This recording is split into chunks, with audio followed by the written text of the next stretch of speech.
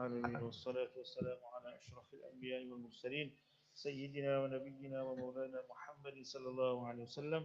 Assalamu alaikum wa rahmatullahi ta'ala wa barakatuh.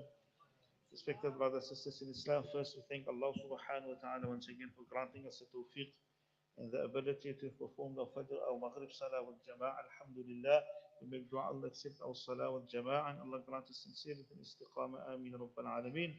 Continuing with our discussion on the work of Imam al-Suyuti rahimahullah, dealing with death and the life after death. As we have discussed the chapter last week where Imam al-Suyuti rahimahullah mentions the Nadhirul Maut, the indications and the warnings of death approaching. And he brings a narration of Imam al-Qurtubi rahimahullah, where Imam al-Qurtubi rahimahullah mentions that the Malak or the prophets of Allah, some of the Anbiya asked Malakul Maut, that Ya Malakul Maut, isn't there some indication that you can give us to indicate to us that you are approaching? Don't just appear out of the blue and take the ruh of a person. Isn't there something you can, a messenger you can send that can warn us about you approaching? And then Malakul Maut, he replied that no, indeed I've sent so many messengers to come before. Before I come to you, I've sent many messengers.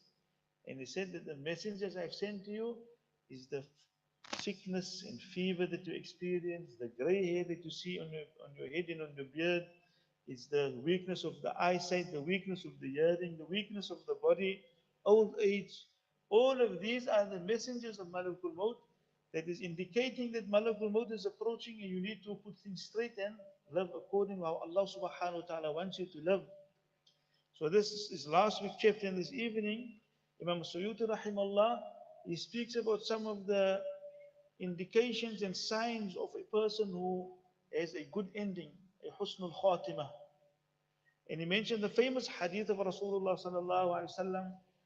I think last week we've discussed the hadith of Rasulullah sallallahu alaihi wasallam, where Nabi sallallahu alaihi wasallam mentions that when إذا أراد الله بعبد خيرا, when Allah subhanahu wa ta'ala intends good for a person, Allah wants good for a slave of his, Allah subhanahu wa ta'ala ista'malahu, Allah uses him.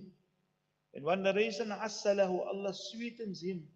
So the Sahaba said, Ya Rasulullah, what is the meaning of this? Allah uses his servant, or Allah sweetens the servant.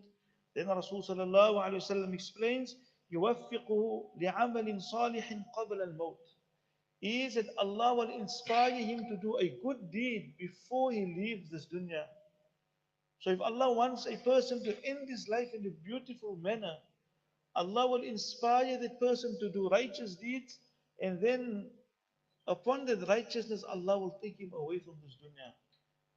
While busy with the deed or when completing the deed, now Allah takes him away from this dunya, and that is one of the greatest signs of a person, of a beautiful ending. And then a narration Imam al-Suyuti rahimahullah also brings of Sayyidatina Aisha radiallahu anha, where she mentions that إذا أراد الله بعبد خيرا, when Allah wants good for a servant of his, بعث إليه قبل موته بعام ملكا يسدده ويوفقه. Sayyidatina Aisha radiallahu anha says that also when Allah intends good for a person, Allah will in advance, a year before his death, Allah will send a malak, an angel who will continuously encourage him with righteousness and good deeds. And many times when you hear the person pass away, you hear people say, the last year from Amakani Majid Qasim, alhamdulillah. Over the past year, I saw this person turn his life around. It might have been that angel or Allah has wanted good for that servant, so Allah sent one of his malaika to accompany that person and continuously inspire him with good deeds and discourage him from evil deeds. And this is also one of the signs of a person ending his life in a good way. Obviously, there's many other ways taken from the hadith of Rasulullah sallallahu alaihi wasallam. For example, a person من آخر كلامه لا إله إلا الله دخل الجنة, that the person who ends his life by saying لا إله إلا الله دخل الجنة, he will enter the Jannah of Allah. So when you hear a person reciting La ilaha illallah before he leaves this dunya, or engage in dhikr, one narration mentioned engage in dhikr before he dies, it's a person who dies in a beautiful manner. Or a person says Rasulullah sallallahu alayhi wa sallam, in one hadith it is mentioned, when a true believer leaves this dunya, and when he dies, there's some sweat on his forehead. He leaves this dunya with sweat on his forehead, on his face, both on his forehead, says Rasulullah sallallahu alayhi wa sallam. And some of the ulama has mentioned this is an indication that this is a person who has worked hard in this dunya for Allah. He strove in this dunya to worship Allah subhanahu wa ta'ala. So when he leaves this dunya, there's spots of sweat on his forehead. So whenever a person witness a deceased or by the bedside of a deceased person, then if you see the sweat on the forehead of the person, then you must know this is a good indication of a good person, says Rasulullah sallallahu alaihi wasallam. And it doesn't also, ulama has mentioned, doesn't mean when you don't see the sweat that this is now an evil person. Right? So the sweat is just an indication of a good person.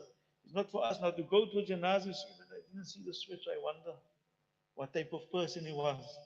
Right? So this indication, says Rasul sallallahu alaihi wasallam, or a person who passes away in jihad, fighting in the path of Allah, a person who passes away with a stomach disease, a person who passes away where a wall or a structure falls on him, collapses on him in an earthquake or something, for example, or a person who who leaves or passes away on a Thursday night or the day of Jum'ah itself, the night of Jum'ah or the day of Jum'ah, according to Hadeeth of Rasulullah, that person will be free from the punishment of the grave and the horrors of the grave, as was mentioned in the week. We spoke in a Hadith that Rasulullah spoke about the horrors of the grave. And here the person who passes away on a Thursday night or a Friday, Jum'ah, that person will be saved from the punishment and the horrors of the grave.